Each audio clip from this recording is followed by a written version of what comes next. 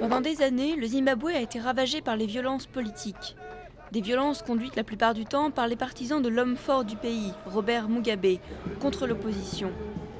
L'an dernier, sous la pression de ses voisins et d'une terrible crise économique, Mugabe a dû nommer Premier ministre son principal rival, Morgan Tsvangirai. Pour tenter de réunifier le pays, le gouvernement a mis en place une commission de réconciliation nationale.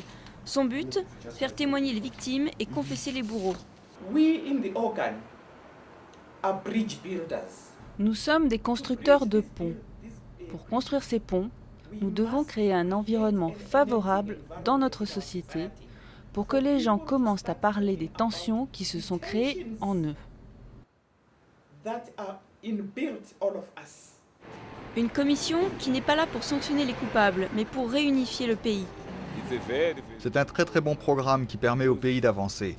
Si les gens se pardonnent les uns les autres, le pays s'unifiera et tout ira mieux.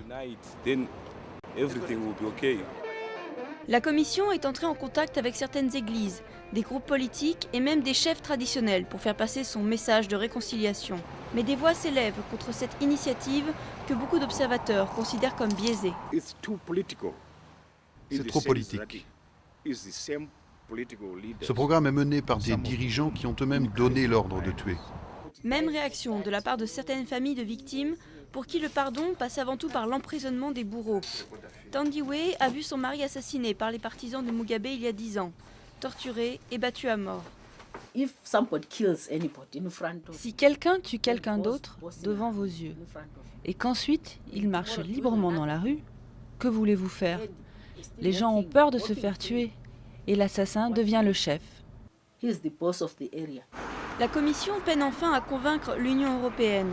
Début juillet, l'UE a réclamé de nouveau des progrès concrets en matière de respect des droits de l'homme au Zimbabwe, refusant pour l'instant d'atténuer les sanctions qu'elle impose au pays depuis 2002.